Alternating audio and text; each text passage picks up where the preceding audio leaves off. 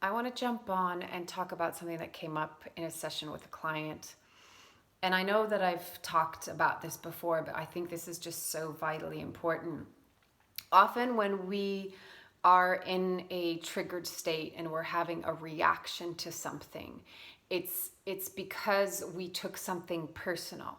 And the reason why we take something personal is because we believe a certain story about ourselves, and our story is dependent on our beliefs about ourselves, and our beliefs are created from our wound.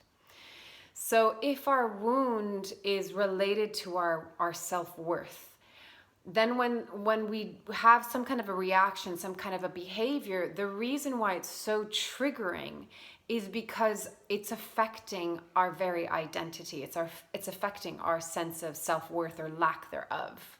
Really, in that moment, is the lack thereof. And so what I was saying is that, like, okay, if you were just to assume that you're worthy. Like, you might not believe it right now because you're still in the story that you're not good enough, or you're not worthy, or not lovable, or whatever the belief is. But if you were to just assume that the baseline is you're worthy, and then look at the behavior as something that's separate from that. So who you are and what you do are two different things. Like, we can say, oh, well, but I am my behavior. Like, I'm doing that. Like, yes, but your worth isn't, your worth is just inherent. You're born with it and you will die with it, right? It doesn't get taken away. It's just that we get disconnected from it and we stop believing in it ourselves. But the moment that you can create enough space where you kind of go, okay, I'm worthy. Who I am is worthy. But then I can look at the behavior, which maybe the behavior needs working on. We're all learning, we're all growing, we're all evolving. We can all, be better in the way that we show up, but it has nothing to do with our self-worth. So now all of a sudden you look at the same situation and it has an entirely different context because it's not so weighted, because it's pretty damn heavy when you go, well, my behavior either defines whether I'm a good or a bad person, whether I'm lovable or unlovable. Like, that's heavy. Like, the stakes become hugely, like, really, really, really high. When you can just see that it's like, okay, it's not about my worth, but like, what is my behavior telling me? Like, okay, maybe I needed to make a different choice because the choice that I made didn't make me feel good. And so I'm berating myself for making that choice, because I'm telling myself that I'm a bad person because I made that decision. That's when you connect your behavior with your worth, right? Rather than, oh, I'm not a bad person, but I made a choice that actually wasn't the best for me because I'm not taking care of myself in that moment. So then the frustration is actually playing out from a part that actually wants to take care of you.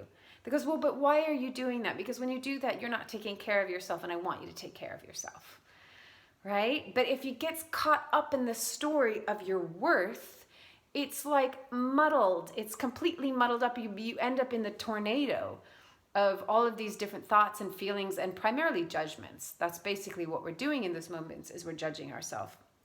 So a step to this, like, it all comes down to self-awareness and learning how to become the witness, the observer. And normally the witness and the observer is kind of somewhere back here.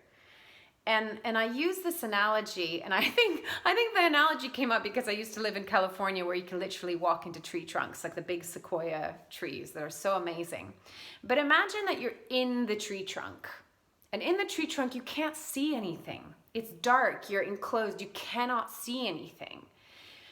And then you realize you can step out of it, and you can all of a sudden stand in front of the tree, and you can see the tree, and you can see the opening, and you can see what's inside. But all of a sudden you've stepped far enough away from it where you can observe it. You can be the witness as to what's going on. So you imagine that the tree trunk is your personality, is your behavior. And you go inside the tree trunk and you can see, oh, these are all the thoughts and the feelings and the coping mechanisms and the triggers and the wounds and the pain and the fear and the insecurity and the anxiety, all of that, right? Everything that makes up your personality. But you're standing on the outside and you're able to observe it and you're able to witness it. And what that is self-awareness. It's like, I can see myself having the thought. I can see myself having the feeling. And then I talk a lot about this, that when we have self-awareness and we can understand why is the trigger? What is it that's triggering? And what is the trigger about? You start to see this map that brings into the core, right? So the trigger is a symptom of something else, and that's a symptom of something else. And really what it comes down to is your core wound about your self-worth or lack thereof. When you can see that and how that plays out in your life, and you can witness and observe it, everything is made conscious and it's brought into awareness. And when something is conscious and aware, you can respond. You have enough space to be observing these parts of you. Oh, that part of me is behaving that way. That part of me believes that about me. Oh, that's the inner child that's scared in that moment. That's the inner child that feels like it's not good enough, right? You recognize these various parts and you observe it. You can respond in a conscious manner. You can make a choice, and that feels really empowering to ourselves because it's conscious. If we're not conscious and we have no awareness, we are constantly reacting. We're just reacting to things, which is why the anger comes out, or the envy, or the depression. All of these things become reactive because they're unconscious and we have no control over them. And because we have no control over them, we're scared about them, which is why a lot of people don't want to do this work because they're so afraid of opening the can of worms. And what they're going to find in there, that they think they're going to just find a monster in there. But actually, the unconscious place that like you're living in, if you're there, that's the scariest part to be. You are in the scariest part. The awareness, even though it might be confronting, even though, yes, you might have to look, face, feel your pain, the end result is always going to be liberation, because the end result is you're walking back home to yourself.